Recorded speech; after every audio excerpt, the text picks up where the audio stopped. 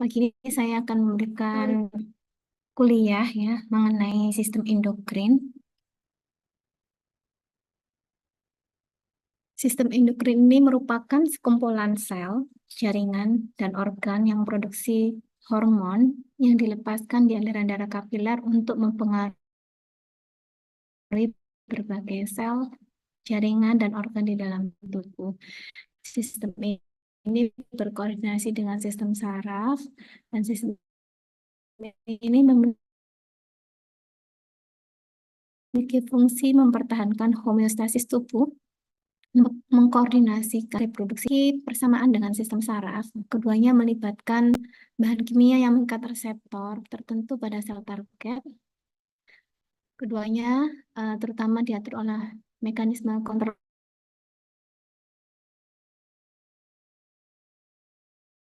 serta mengatur aktivitas sel, jaringan, organ, dan sistem lain untuk mempertahankan homeostasis. Sistem saraf, sel yang berperan adalah sel saraf, yaitu sel utama pada jaringan saraf yang disebut sebagai neuron.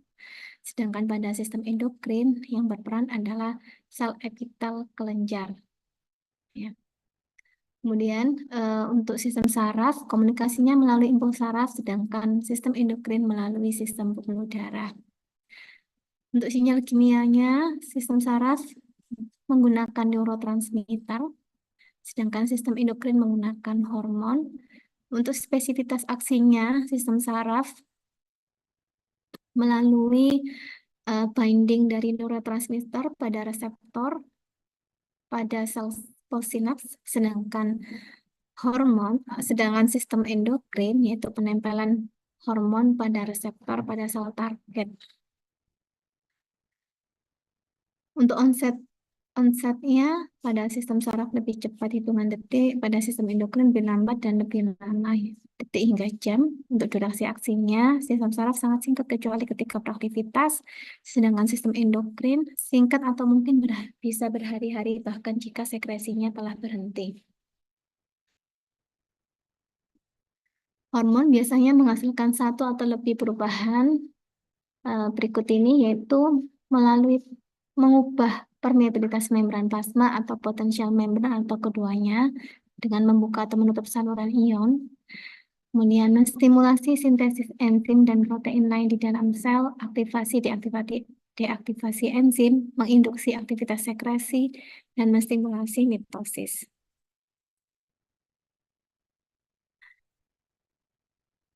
Pelepasan hormon terdapat 3 tipe pengaturan pelepasan hormon ya. Jadi hormon dilepas melalui 3 tipe pengaturan. Yang pertama yaitu melalui stimulus humoral, yang kedua stimulus neural, dan yang ketiga adalah stimulus hormonal. Stimulus humoral yaitu hormon dilepaskan karena adanya stimulasi perubahan kadar nutrisi atau kadar ion di dalam darah. Contohnya adalah pada gambar ini yaitu kelenjar paratiroid ya. Yang bentuknya seperti kupu-kupu ini adalah kelenjar tiroid. Di bagian posteriornya terdapat kelenjar kecil-kecil. Ini adalah kelenjar paratiroid. Sekresi atau pelepasan dari hormon yang dihasilkan oleh kelenjar paratiroid ini atau disebut sebagai paratormon atau hormon paratiroid ini distimulasi oleh adanya penurunan kadar kalsium di dalam darah. Ya. Contoh lainnya yaitu insulin. Ya. Insulin diproduksi atau dilepaskan ke dalam sirkulasi apabila kadar glukosa di dalam darah meningkat. Ya. Yang kedua yaitu stimulus neural, di mana pelepasan hormon karena adanya stimulasi saraf. Contohnya adalah hormon-hormon yang diproduksi oleh sel-sel yang ada di medula dari kelenjar adrenal atau kelenjar suprarenalis. Jadi kelenjar suprarenalis ini terletak di superior dari renal, ya, terdiri dari bagian korteks dan bagian medula. Sel-sel yang ada di bagian medula ini memproduksi hormon-hormon epinefrin, norepinefrin. Nah, pelepasan dari hormon-hormon tersebut distimulasi oleh adanya rangsangan saraf. Itu sistem saraf simpatis ya. Berikutnya yaitu stimulus hormonal ya. Stimulus hormonal ini berarti pelepasan hormon distimulasi oleh adanya hormon lainnya. Ini contohnya adalah kelenjar tiroid, ini adalah kelenjar suprarenalis atau kelenjar adrenal ya.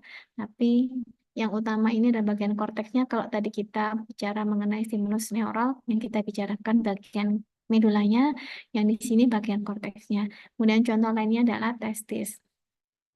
Jadi sel-sel sekretoris yang ada di ketiga kelenjar ini itu melepaskan hormon karena adanya stimulasi dari hormon-hormon lainnya yang diproduksi oleh sel-sel sekretoris yang ada di pars distalis dari kelenjar hipofisis. Ini kelenjar hipofisis, yang ini bagian pars distalisnya atau hipofisis anterior. Di sini ada sel-sel sekretoris yang apabila dilepaskan kemudian ditransport target organ melalui pembuluh darah, ya itu akan menstimulasi pelepasan hormon-hormon pada target organ tersebut. Itu juga dengan sel-sel sekretoris yang ada di sini. Sel-sel yang ada di sini akan melepaskan hormon apabila adanya stimulasi dengan hormon yang diproduksi oleh neuron yang ada di hipotalamus. Ya. Oke.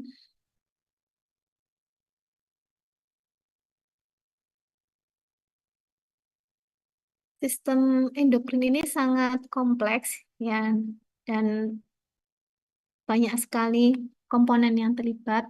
Ada yang dalam bentuk kelenjar, ada yang dalam bentuk kumpulan sel ya. Kemudian ada yang dalam bentuk jaringan, ada yang dalam bentuk sel-sel yang tersebar. Yang dalam bentuk kelenjar, diantaranya adalah kelenjar hipofisis, ya. Kemudian kelenjar tiroid, kemudian kelenjar adrenal, kemudian ada kelenjar pineal. Ada yang dalam bentuk sekelompok sel di dalam organ tertentu. Contohnya adalah nukleus yang ada di hipotalamus, seperti yang saya jelaskan sebelumnya tadi. Kemudian ada Langerhans Islets atau pulau-pulau Langerhans yang ada di pankreas. Contoh lainnya adalah ini ya, eh, sel parafolikular yang ada di tiroid. Nah, ini menghasilkan kalsitonin. Nah, kemudian ada sel-sel interstitial leydig ya. Ini di sini termasuk sel yang tersebar. Ada sel interstitial leydig yang ada di testis menghasilkan testosteron. Kemudian di ovarium ada sel TK interna dan granulosa lutein sel menghasilkan estrogen progesteron. Kemudian ada sel enteroendokrin yang ada di mukosa saluran cerna, di gaster, di usus halus, di usus besar. Kemudian ada sel sitotropoblast dan sel sitotropoblast pada plasenta. Kemudian juga ada sel timosit yang ada di timus. Kemudian ada sel otot jantung yang juga menghasilkan beberapa hormon, diantaranya ada natriuretic peptide ya, atrial natriuretic peptide dan natriuretic peptide. Kemudian ada sel keratinosit yang ada di epidermis kulit. Kemudian ada sel yang ada di ginjal yang menghasilkan eritropoietin dan renin.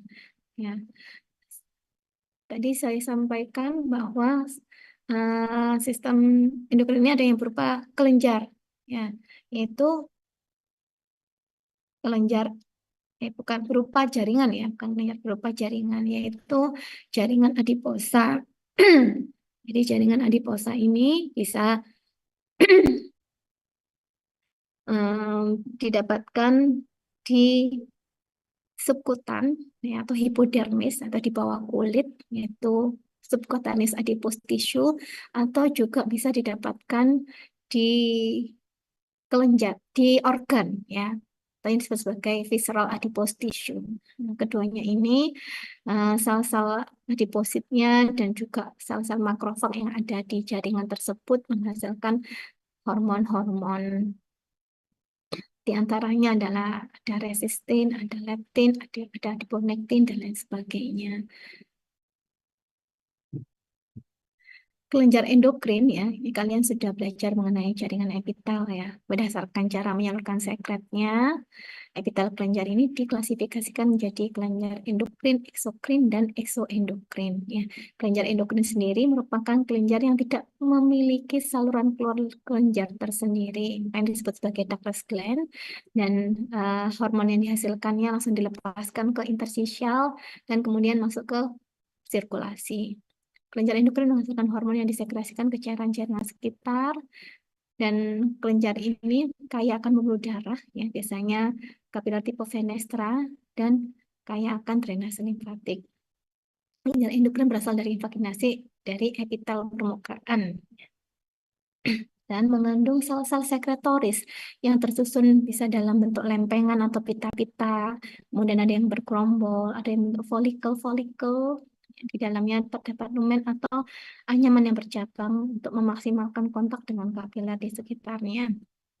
Yang pertama yaitu kelenjar hipofisis atau kelenjar pituitari.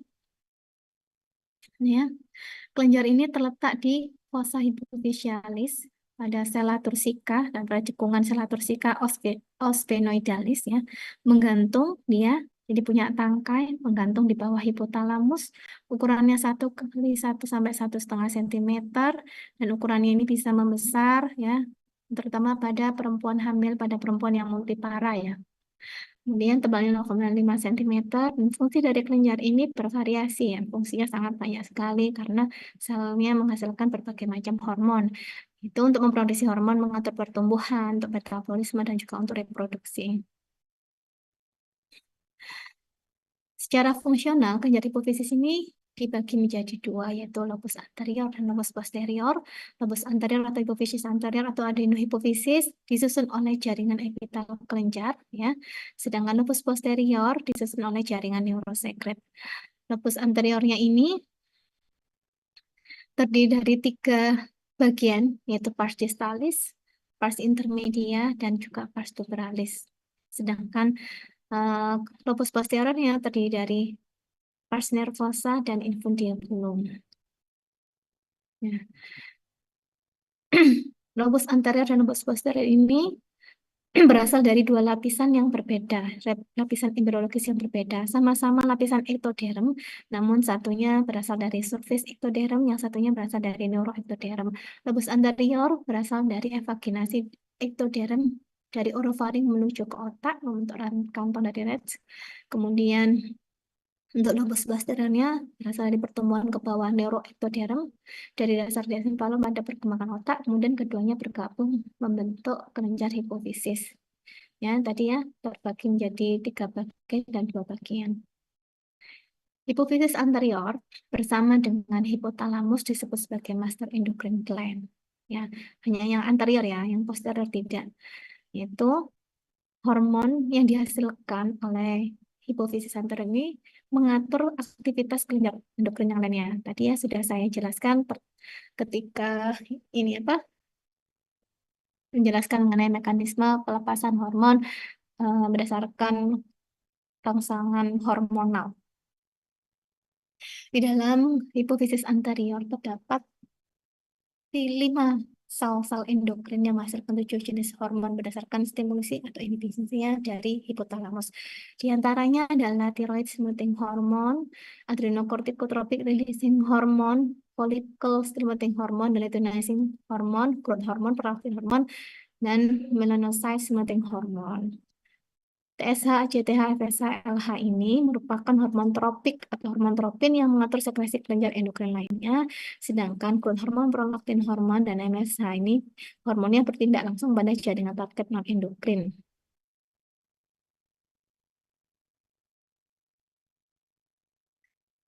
Pada pars distalis dari kelenjar hipofisis, terdapat 2 tipe sel berdasarkan afinitasnya terhadap bahan sel, yaitu sel kromofob dan sel kromafil, ya, di mana sel kromafil ini berdasarkan afinitas terhadap bahan cat asam basa bisa diklasifikasikan menjadi 2 tipe sel, yaitu asidofil dan basofil. Pada pars distalis, proporsi sel yang paling banyak adalah sel kromofob dan yang paling sedikit adalah sel basofil. Kemudian ukuran selnya, sel kromofob ukuran selnya merupakan sel yang paling kecil ya, sel basofil yang paling besar. Kemudian untuk warnanya, sel kromofob ini karena tidak mengandung granula sekresi atau sedikit sekali mengandung granula sekresi, dia sitoplasmanya tidak atau sedikit menyerap bahan warna. Sedangkan asidofil dia mengandung granula sekresi yang bersifat asidofilik sehingga sitoplasmanya berwarna merah muda. Untuk basofil mengandung granula sekresi yang basofilik sehingga warna sitoplasmanya biru atau merah ungu. Sel kromofob ini biasanya terletak berkelompok di tengah atau kadang di antara sel-sel asidofil dan basofil ya. Selnya membentuk lempengan, membentuk membentuk bergerombol atau kadang dia soliter dan dia sebenarnya ada yang berupa stem cell, ada yang dia merupakan sel progenitor, atau sel-sel kromofil yang mengalami degranulasi. Ya, untuk sel asidofil, dengan menggunakan pewarnaan tertentu, sel asidofil bisa disubklasifikasikan menjadi dua subtipe sel, yaitu sel somatotropik dan sel mamotropik. Sedangkan sel basofil bisa disubklasifikasikan menjadi tiga subtipe sel, yaitu sel tirotropik, sel kortikotropik, dan sel gonadotropik. Tabel ini menunjukkan sel-sel sekretoris yang ada di parsisalis kelenjar hipofisis ya. Jadi ada 1, 2, 3, 4, 5, dan 5 tipe sel. Yang 2 atas ini merupakan sel asidofil dan yang 3 bawah ini merupakan sel basofil. Ya, proporsinya yang paling banyak adalah sel somatotropik ya. Yang paling sedikit adalah sel tirotropik. Penamaan selnya ini berdasarkan hormon yang dihasilkannya. Jadi sel somatotropik dia menghasilkan somatotropin hormon atau nama lainnya adalah growth hormone yang berfungsi menstimulasi pertumbuhan epiphyseal plate pada tulang panjang melalui insulin-like growth factor yang diproduksi di liver. Kemudian ada latotropik. Sel ini menghasilkan prolaktin yang berfungsi mempromot sekresi ASI ya. Kemudian sel gonadotropik dia menghasilkan FSH, LH pada perempuan atau ICSH pada laki-laki ya, interstitial cell stimulating hormone. Nah, FSH mempromot perkembangan folikel ovarium, sekresi estrogen pada wanita dan spermatogenesis pada pria, sedangkan EH mempromot maturasi folikel ovarium dan sekresi progesteron pada wanita serta sekresi androgen pada pria.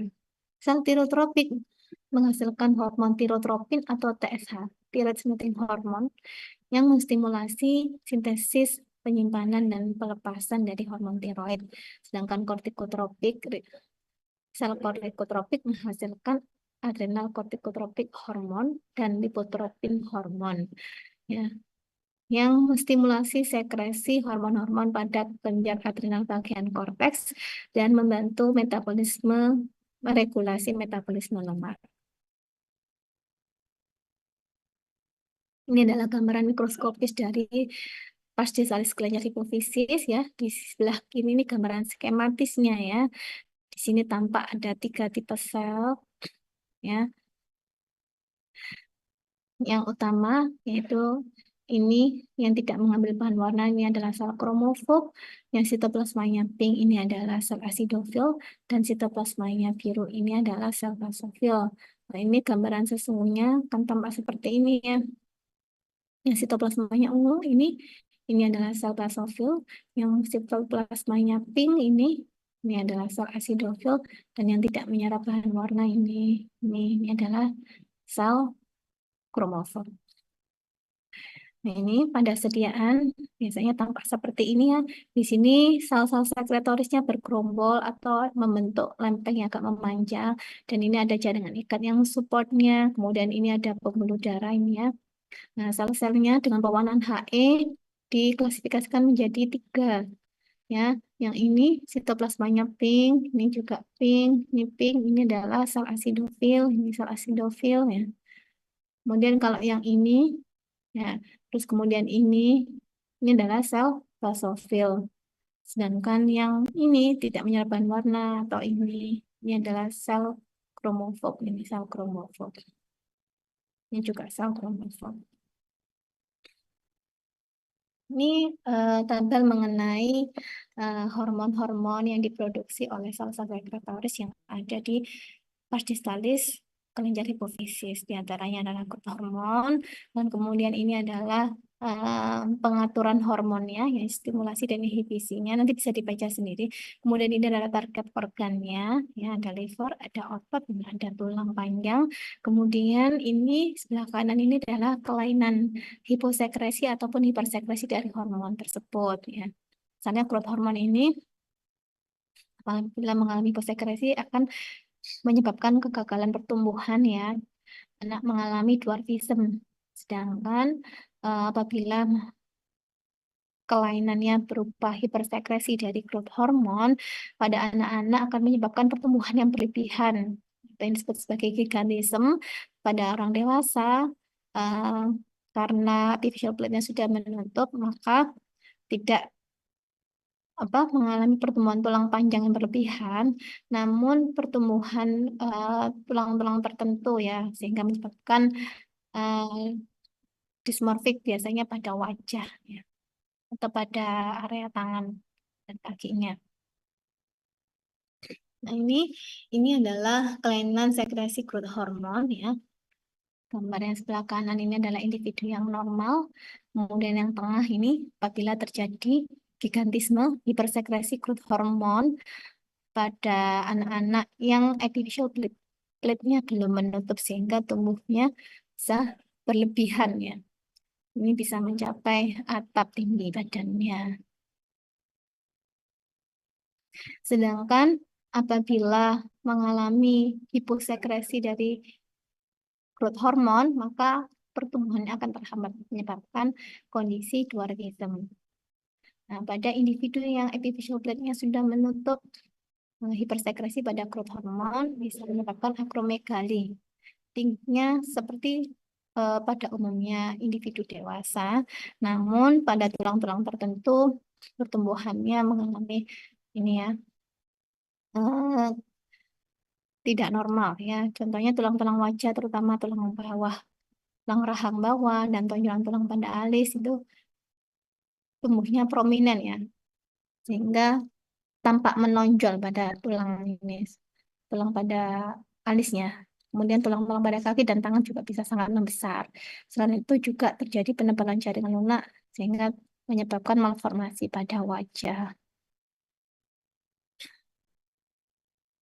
Kelainan sekresi dari GH ini salah satu penyebabnya adalah misalnya disebabkan karena trauma, ya, trauma yang menyebabkan benturan pada kepala, terus kemudian bisa juga disebabkan karena keganasan pada sel-sel sekretoris yang ada di hipofisis. Ini adalah tabel yang berisi hormon-hormon yang disekresi pada parsisalis kelenjar hipofisis, kemudian pengaturan pelepasan dan inhibisi hormonnya, kemudian target organnya, serta ini kelainannya. Nanti bisa kalian baca sendiri, ya. Nah, berikutnya saya akan menjelaskan sedikit mengenai sistem transport dan juga vaskularisasi pada kelenjar hipofisis, terutama kelenjar hipofisis anterior, ya.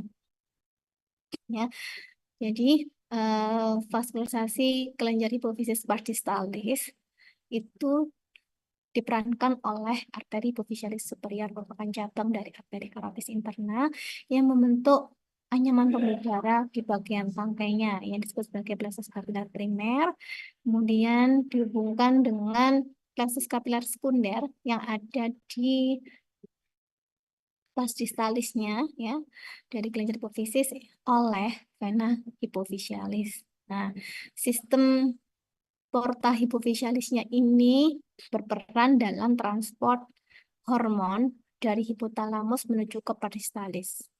Ya, jadi hormon-hormon yang diproduksi, ya, hormon regulator yang diproduksi oleh nukleus yang ada di hipotalamus, contohnya adalah growth hormone releasing hormone, growth hormone inhibiting hormone, thyroid releasing hormone, corticotropic releasing hormone, gonadotropin releasing hormone, prolactin inhibiting hormone, ya. Dengan adanya stimulasi, hormon-hormon tersebut dilepaskan, ya, kemudian masuk ke dalam pembuluh darah ini di plexus capillaris primer yang kemudian ditransport melalui vena hypophysalis ya, vena porta hypophysalis menuju pars distalis ya. Ini melalui plexus sekunder, plexus capillaris sekunder, kemudian dilepaskan ke interstitial, ditangkap oleh sel-sel sekretoris yang ada di sini, sehingga sel-sel sekretoris yang ada di sini akan terstimulasi untuk melepaskan hormon, yang kemudian dilepaskan ke pembuluh darah. Ya.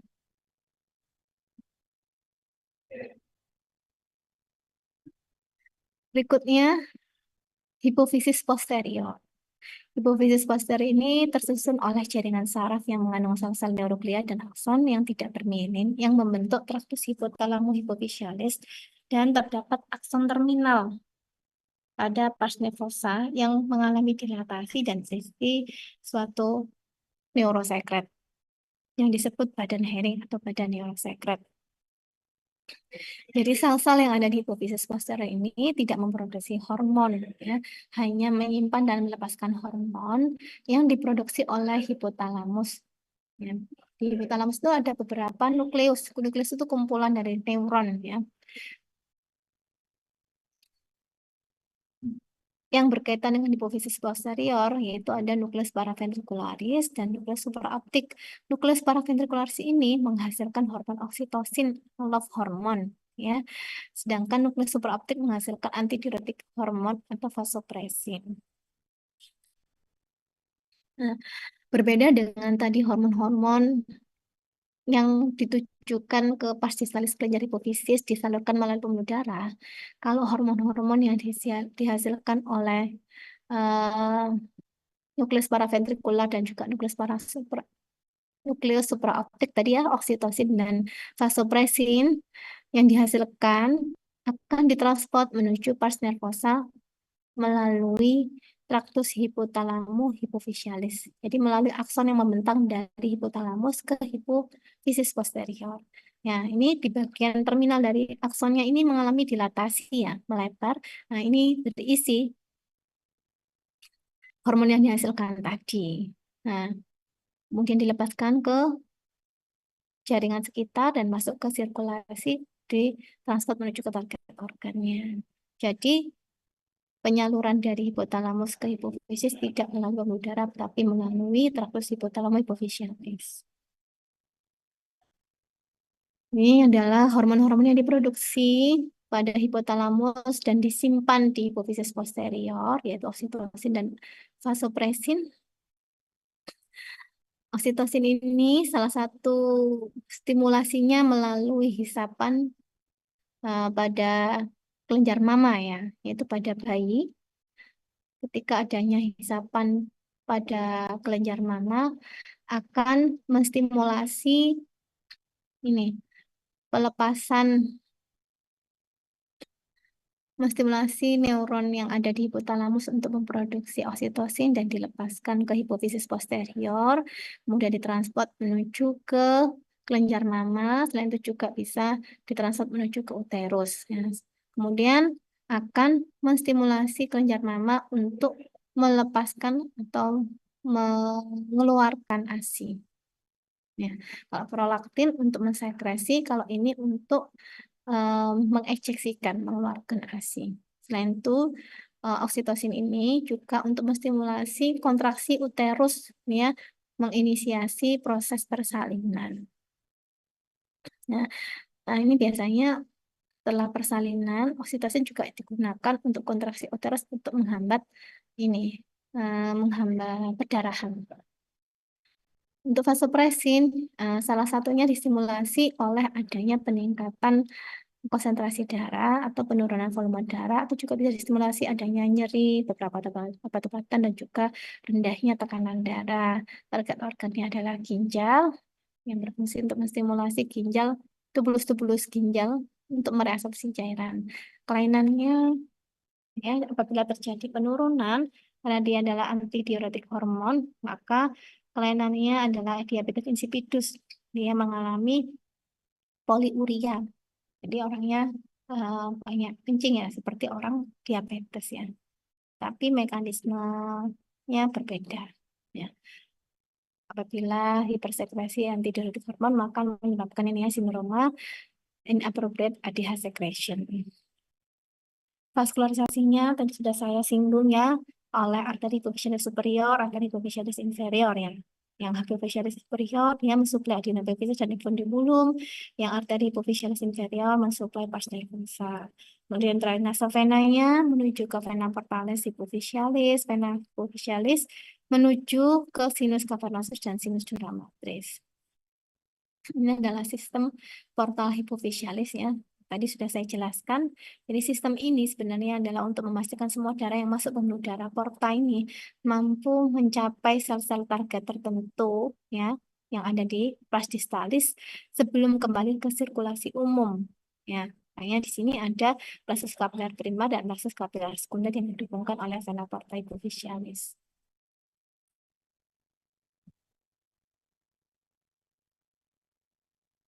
Berikutnya adalah kelenjar epifisis cerebri atau kelenjar pineal. Merupakan kelenjar yang berukuran kecil seperti biji pinus dengan berat 100 hingga 200 mg. Ya, dia letaknya di otak tergantung di dinding posterior dari atap ventrikel 3. Kemudian dia di tengah tepat di rostral dari colliculus superior dan di inferior dari splenum corpus callosum.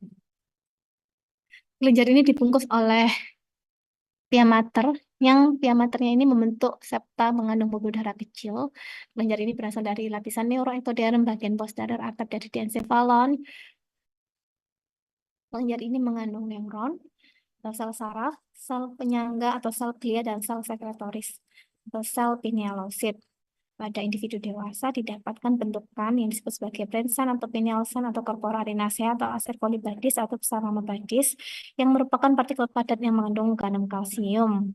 Yang apabila di foto menggunakan X-ray akan tampak radio opak sehingga dijadikan penanda untuk menentukan orientasi otak pada foto X-ray. Sel pinealosit, kalau tadi di kelenjar hipofisis ada sel kromofob, acidofil, dan sel basofil. Pada kelenjar pineal ini didapatkan sel pinealosit. Selnya bentuknya seperti bintang, jadi memiliki juluran-juluran sitoplasma yang panjang dan bercabang, ya. Namun dengan pewarnaan rutin kita tidak bisa melihat juluran sitoplasmanya. Yang bisa kita lihat adalah intinya. Selnya tersusun dalam kelompok-kelompok yang bulat-bulat, ya, atau juga ada yang berbentuk lempeng. Sel ini memproduksi hormon melatonin, ya, yang berasal dari serotonin dan konsentrasinya mengikuti siklus diurnal. Kadarnya paling tinggi pada malam hari dan paling rendah pada siang hari. Jadi sel ini bekerja pada malam hari ya. Sel ini mempengaruhi variasi ritme pada proses fisiologis, meliputi suhu tubuh, siklus bangun tidur, dan juga nafsu makan. Sel ini juga memiliki peran menghambat pelepasan growth hormone dan juga gonadotropin releasing hormone. Sel melatonin berfungsi mengatur fungsi melatonin ya, hormon melatonin mengatur ritme sirkadian ya, ritme bangun tidur, dan juga mempengaruhi mood sehingga bisa digunakan untuk terapi gangguan tidur atau pada orang-orang yang mengalami jet lag ya, bisa juga digunakan untuk terapi gangguan mood dan juga depresi. Sel ini, hormon ini melindungi sistem saraf pusat melalui pembentukan antioksidan dan molekul detoksifikasi untuk mengeliminasi radikal bebas. Pada anak, melatonin ini memiliki efek antigonadotropik ya, sehingga mempengaruhi onset pubertas dan menghambat maturitas seksual yang terlalu dini atau disebut sebagai pubertal precox ya. Ini adalah gambaran mikroskopis dari kelenjar pinealis, kelenjar epifisis cerebri ya. Di sini ada pembuluh darah, ada sel-sel ya. Nah, ini sel yang tampak intinya ini lebih besar, lebih bulat. Dan jenis inti open face type ini adalah sel pinealosit. Tapi sel yang tampak pipih ini ukurannya lebih kecil, tampak pipih ini adalah sel interstisial yang merupakan sel penyangga pada kelenjar pinealis. Kemudian bentukan yang berwarna biru ini, yang tampak homogen, berwarna biru. Nah, ini adalah yang disebut sebagai bransan. Ini adalah vaskularisasi dari Kelenjar pinealis berasal dari cabang arteri choroidalis posterior, cabang arteri cerebri posterior, dan drainase venanya menuju vena cerebri interna atau menuju vena cerebri magna, kemudian bermuara ke sinus rectus dan vena jugularis interna. Berikutnya beralih ke kelenjar tiroid. Kelenjar tiroid ini merupakan kelenjar endokrin terbesar, bentuknya seperti dasi kupu-kupu, terletak di anterior dari leher dan di inferior lateral dari kartilago tiroid. Terdiri dari dua lobus ya, dua lobus yang dihubungkan oleh ismus setinggi kartilago trakea ke 2 hingga 3, dan kadang didapatkan lobus tambahan dari ismus ke arah superior yaitu lobus piramidalis. Nah, setiap lobusnya ini panjangnya kurang lebih 5, lebarnya kurang lebih 2,5 cm, dan beratnya kurang lebih 20 hingga 30 gram. Ya, ini kadang didapatkan lobus tambahan atau lobus piramidalis, dan kelenjar ini dibungkus oleh suatu kapsula jaringan ikat yang tipis, di mana kapsulanya itu masuk ke dalam parenkim membentuk lobus atau lobulus dari kelenjar tersebut dan membawa pembuluh darah, saraf, dan pembuluh limfa. Gambaran mikroskopis dari kelenjar tiroidnya tampak bentukan bulat-bulat, ini yang disebut sebagai folikel tiroid. Ya, folikel tiroid ini adalah ruangan yang berbentuk bulat, dikelilingi oleh sel-sel. Selnya namanya sel folikular yang bentuknya bervariasi pipih hingga silinder-silinder. Ukuran diameter dari folikel tiroid ini bervariasi 0,2 hingga 1 mm, dan folikel tiroid ini menyusun hampir seluruh massa kelenjar tiroid, dipisahkan oleh jaringan ikat retikular dan juga ada kapiler ya, dan berisi massa seperti gel yang disebut sebagai koloid yang mengandung tiroglobulin yang merupakan prekursor hormon dari tiroid aktif. Kalau tadi di kelenjar hipofisis ada kromofob, basofil, acidofil, kemudian di kelenjar pineal ada pinealosid dan juga sel interstisial. Kalau kelenjar tiroid ada sel folikular dan parafolikular. Sel folikular atau disebut juga sebagai sel prinsipal atau prinsipal sel ya, merupakan sel sekretoris yang menghasilkan atau mensintesis tiroksin T4 dan triiodotirion atau T3 yang berfungsi untuk pertumbuhan dan diferensiasi sel, mengatur kapasitas metabolik basal dan konsumsi oksigen ke seluruh tubuh, mempengaruhi metabolisme protein, lemak, dan karbohidrat. Bentuk dan ukurannya bervariasi tergantung dari kondisi fungsional kelenjar, bisa berbentuk pipi apabila didapatkan pada kelenjar tiroid hipoaktif, bisa berbentuk kuboid atau kubis pada kelenjar tiroid aktif, yang tadi hipoaktif ya, yang ini aktif, kemudian bisa berbentuk silinder atau kolumner pada kelenjar tiroid hiperaktif. Ya, untuk memastikan atau mengidentifikasi pipi kubis silindris pada sediaan hmm, rutin dengan pewarnaan rutin dilihat dari bentuk intinya. Kemudian ada sel parafolikular atau disebut juga sebagai C sel. Sel ini menghasilkan hormon kalsitonin ya, yang berfungsi menurunkan kadar kalsium darah melalui menghambat resorpsi tulang dan memicu absorpsi kalsium oleh tulang. Sel ini, hormon yang dihasilkannya ini bekerja antagonis dengan hormon yang dihasilkan oleh kelenjar paratiroid, yaitu paratormon. Sel ini terletak di perifer dari epitel folikel atau sel folikular ya, dan tidak berhubungan dengan lumen dari folikel tiroid. Ini gambaran mikroskopis dari kelenjar tiroid yang aktif. Di sini tampak sel-sel folikularnya. Sel-sel folikularnya ini ya, bentuk intinya bulat. Jadi ini adalah epitel selapis kubis yang mengelilingi lumen. Di dalamnya ada koloid. Diameternya ini bervariasi ya. Kalau pada kelenjar tiroid yang hipoaktif, diameternya masih besar-besar. Kalau ini bervariasi, ada yang sudah kecil. Karena dia aktif memproduksi hormon tiroid. Kemudian koloidnya ini warnanya ada gradasinya, jadi tidak homogen.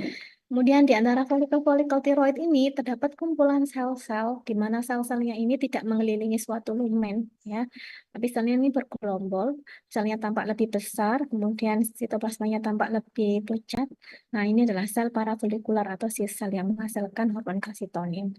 Jadi ini adalah kelenjar tiroid aktif, ini adalah sel parafolikular. Kalau yang ini adalah sel folikular, kemudian ini adalah koloid. Seluruh bentukan bulatnya ini adalah folikel tiroid. Vaskularisasinya yaitu disuplai oleh banyak pembuluh darah ya, sehingga pada saat pembedahan atau tiroidektomi membutuhkan upaya yang harus hati-hati ya. Di sini ada arteri tiroidea superior, cabang dari arteri karotis eksternal, dan arteri tiroidea inferior, cabang dari tiroides cervicalis. Drainase venanya menuju vena tiroidea superior, dan vena tiroidea media menuju ke vena juris interna, vena tiroidea inferior mengarah ke vena paracephalica. Inervasinya oleh nervus laryngeus, recurrent dextra dan sinistra, merupakan cabang dari nervus valgus. Oh ya, tadi gambaran tiroid aktif ini juga didapatkan di sini tidak nampak ya, mungkin yang ini. Nah, ini pada kulit didapatkan bentukan-bentukan seperti bubble-bubble ini. Ini adalah vakoresorpsi ya, yaitu ruangan yang terbentuk karena tiroglobulinnya digunakan untuk mensintesis hormon tiroid. Nah, ini sisa-sisa ruangannya ini disebut sebagai vakoresorpsi ya. Ini menunjukkan bahwa kelenjar tersebut aktif memproduksi hormon. Oke, ini adalah contoh gangguan pada kelenjar tiroid. Yang pertama yang paling sering kita temui di masyarakat yaitu goiter atau stroma goiternya. Pembesaran kelenjar tiroid akibat defisiensi iodin. Ya, bahwa iodin ini diperlukan untuk sintesis hormon tiroid. Iodin ini diambil dari makanan yang kita makan ya dan dimasukkan ke dalam sel folikular. Kemudian ditransport menuju ke lumen dari folikel tiroid tadi. Nah, kemudian di lumen tersebut, iodin bersama tiroglobulin akan membentuk monoiodotirion dan juga diiodotirion. Baru kemudian keduanya bergabung, akhirnya membentuk T3 dan T4 dari triiodotirion dan tiroksin. Ya. Apabila asupan iodinnya ini tidak adekuat, sehingga menyebabkan produksi dari hormon tiroidnya juga menurun. Kemudian sel-selnya ini berusaha mengkompensasi dengan melakukan proliferasi ya, sehingga tampak kelenjarnya akan mengalami pembesaran ya di bagian leher anterior. Ini adalah kalau orang awam menyebutnya kelenjar gondok ya. Nah, kemudian yang kedua adalah hiposekresi dari kelenjar tiroid.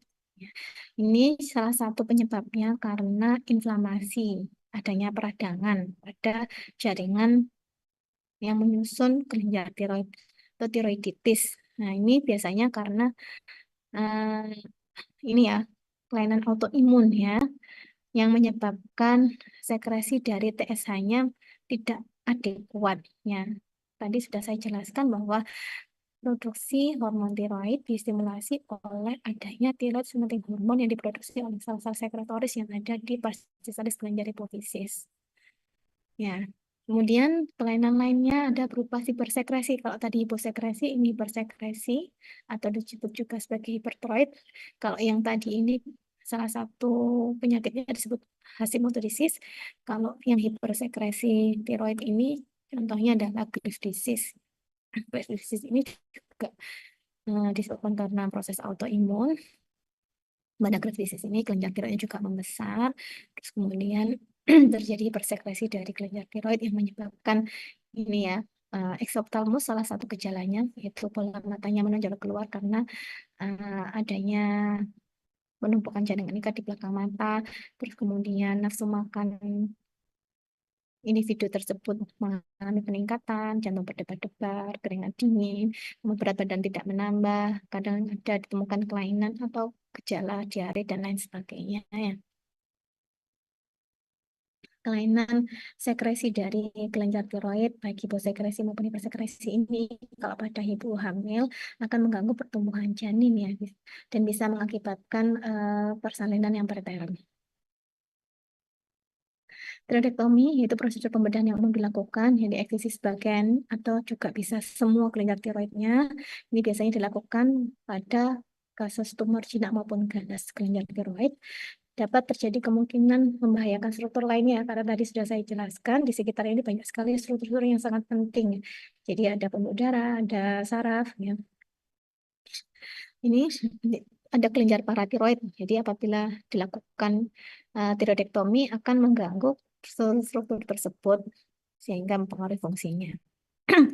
Berikutnya adalah kelenjar paratiroid, merupakan massa berbentuk oval yang kecil, jumlahnya 4, ya, terletak di posterior dari kelenjar tiroid, dibungkus oleh kapsula jaringan ikat yang tipis, memisahkan dengan kelenjar tiroid, dan masuk ke dalam parenkim membagi menjadi lobulus-lobulus.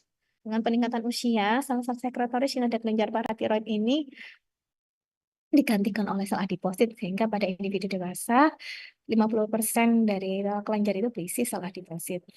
Nah, ini adalah gambaran mikroskopis dari kelenjar paratiroid. Terdapat sel-sel yang membentuk lempeng-lempeng atau pita-pita yang mengandung sel-sel. Ada 2 tipe sel di sini, ada sel oksifil dan sel paratiroid atau chief cell. Nah, sel yang utama yang membentuk hormon adalah sel paratiroid.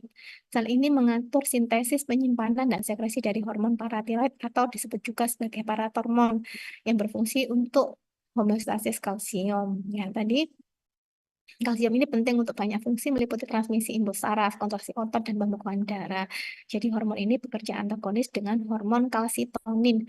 Kalau kalsitonin tadi menurunkan kadar kalsium darah, kalau ini untuk meningkatkan kadar kalsium darah. Vaskularisasinya nanti bisa kalian baca sendiri ya, drainase vena dan juga inervasinya. Nah, ini kelainan pada kelenjar paratiroid. Salah satunya adalah tetani. Tetani ini bukan tetanus ya. Kalau tetanus kan disebabkan karena infeksi Clostridium tetani, ya kuman ya. Kalau ini karena ini hiposekresi dari paratiroid ya. Ini kadar kalsiumnya sangat rendah sehingga neuron menjadi sangat sensitif dan terlalu aktif ya. Jadi mudah tereksitasi sehingga penghantaran impuls sarafnya ini menjadi sangat cepat ya ke otot, menyebabkan otot menjadi mudah mengalami spasme. Ini salah satu terapinya diberikan kalsium oral ya. Kemudian ada hiperparatiroidisme, yaitu hipersekresi dari kelenjar paratiroid dari hormon paratiroidnya yang menyebabkan destruksi tulang masif karena eh, hormon paratormon ini kan menyebabkan peningkatan kadar kalsium darah melalui resorpsi tulang. Resorpsi tulang yang berlebihan akan menyebabkan destruksi tulang yang masif sehingga pada foto ekstrem atas tulangnya tampak lubang-lubang besar. Dan tulang sangat rapuh dan mudah mengalami fraktur secara spontan. Berikutnya adalah kelenjar suprarenalis. Kelenjar suprarenalis ini terletak di superior dari ginjal ya. Ada satu pasang dan dia terbenam di dalam lemak perirenal dibungkus oleh suatu fascia renalis ya. Ini ukurannya dan berat serta ukurannya bervariasi dengan usianya sesuai usia dan kondisi fisiologis individunya. Kelenjar ini dibungkus oleh jaringan padat yang juga membentuk septal masuk ke dalam parenkim, jadi trabekular, dan stromanya tersusun dari anyaman sabut retikular yang mensupport sel-sel sekretoris. Setiap kelenjar terdiri dari 2 bagian, bagian korteks dan bagian medula. Korteks merupakan bagian yang lebih luar, ya. Korteks ini membentuk kelenjar dan berasal dari lapisan mesoderm, sedangkan medulanya, bagian yang lebih profundus berasal dari lapisan ektoderm, merupakan jaringan saraf, bagian dari sistem saraf simpatis. Bagian korteks dari kelenjar kelenjar suprarenalis ini terletak tepat di bawah kapsul, menyusun 90% berat kelenjar dan berasal dari lapisan mesoderm, terdiri dari 3 lapisan. Yang paling luar adalah lapisan zona glomerulosa, kemudian yang tengah adalah zona fasciculata, dan yang paling profundus dekat dengan medula ini adalah zona reticularis. Kalau disingkat GFR, ya, glomerulosa fasciculata reticularis. Korteks adrenal ya, lapisan zona glomerulosa merupakan lapisan yang paling luar, tepat di bawah kapsul dari kelenjar adrenal, menyusul 15% dari volume kelenjar, dan sel-sel yang ada di zona glomerulosa ini tersusun membentuk klaster-klaster ya, bergerombol, sehingga tampak seperti bentukan bulat-bulat, makanya disebut sebagai zona glomerulosa. Kemudian sel-selnya itu menghasilkan terutama hormon mineralokortikoid, yaitu aldosteron, yang berfungsi mengatur keseimbangan mineral, cairan, dan elektrolit di tubuh ginjal. Kemudian zona fasciculata merupakan lapisan tengah di bagian korteks dan yang paling tebal, menyusun 90% dari volume kelenjar. Sel-selnya terutama memproduksi glukokortikoid dan sedikit androgen, yang fungsinya memberikan efek anabolik di liver, meningkatkan ampilan asam lemak, asam amino, dan karbohidrat ya untuk metabolisme asam lemak, asam amino dan karbohidrat serta memiliki efek antiinflamasi. Kemudian yang paling dalam adalah zona retikularis, terletak berdekatan dengan medula dari kelenjar adrenal, menyusun 5 hingga 7% volume kelenjar. Sel-selnya menghasilkan terutama androgen dan sedikit kortisol yang berfungsi tadi ya, androgennya untuk perkembangan sekunder ya, rambut aksial dan pubis, produksi estrogen pada wanita menopause ya, dan lain sebagainya. Sedangkan medula adrenal, bagian yang lebih dalam, berasal dari kristal neuralis menyusun 10% volume kelenjar, disusun oleh sel-sel kromafin, sel sekretoris yang menghasilkan hormon katekolamin, baik epinefrin maupun norepinefrin. Ini adalah sel-sel kromafin ya, tidak bisa dibedakan dengan pewarnaan biasa terkait sel tersebut menghasilkan epinefrin atau norepinefrin. Kemudian di sini banyak sekali mengandung pembuluh darah yang besar-besar dan juga ada ganglion simpatis, ada jaringan ikat, nah ada saraf. Ini inervasi vaskularisasi dan drainase venanya nanti bisa dibaca sendiri. Kemudian ini ringkasan ya, hormon yang dihasilkan oleh korteks dan medula dari kelenjar adrenal. Terus kemudian pengaturannya, ini target organnya dan ini kelainannya nanti bisa dibaca sendiri. Ini juga. Nah, berikutnya pankreasnya ini sudah saya jelaskan singkat pada saat kita belajar mengenai epitel kelenjar ya. Pankreas ini merupakan organ yang terdiri dari bagian eksokrin dan bagian endokrin. Bagian eksokrinnya itu menghasilkan enzim-enzim pencernaan, sedangkan bagian endokrinnya menghasilkan hormon yang disebut sebagai pulau Langerhans. Ya. Mana pulau Langerhans ini biasanya paling banyak didapatkan di bagian kauda dari pankreas, diameternya 100 hingga 200 mikron, menyusun 1 hingga 2% volume pankreas, dan berasal dari lapisan endoderm, disusun oleh lempengan sel-sel poligon atau bulan dipisahkan untuk tipe fenestra. Nah, ini adalah bentukan pulau Langerhans ya. Ini gambaran skematisnya. Yang sebelahnya di sekitarnya ini adalah bagian eksokrin dari pankreas yang menghasilkan enzim-enzim pencernaan. Kalau yang ini adalah pulau Langerhans, kumpulan sel-sel yang sekretoris menghasilkan hormon. Nah, di sini ada sel tipe A, sel tipe B, sel delta, dan sel PP ya. Yang paling banyak adalah sel beta ya. Sel beta yang menghasilkan hormon insulin, kemudian yang kedua adalah sel alfa yang menghasilkan glukagon. Nah, ini gambaran yang ada di disediaan atau bentukan yang lebih pucat dibandingkan sekitarnya. Ini yang disebut sebagai pulau Langerhans.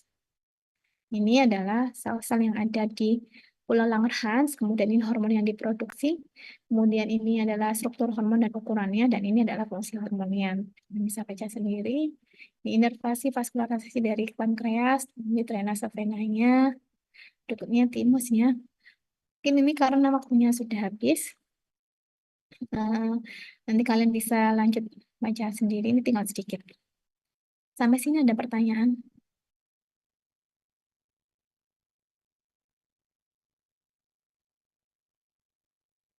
Untuk kuliahnya nanti akan saya kirimkan ke Dr. Tari agar bisa di-upload di e-learning. Ya, jika tidak ada pertanyaan, saya akhiri untuk kuliah saya pagi ini. Terima kasih atas perhatiannya. Mohon maaf jika ada yang kurang berkenan. Semoga bermanfaat. Wassalamualaikum warahmatullahi wabarakatuh. Selamat pagi. Terima kasih, Dok. Terima kasih, dokter.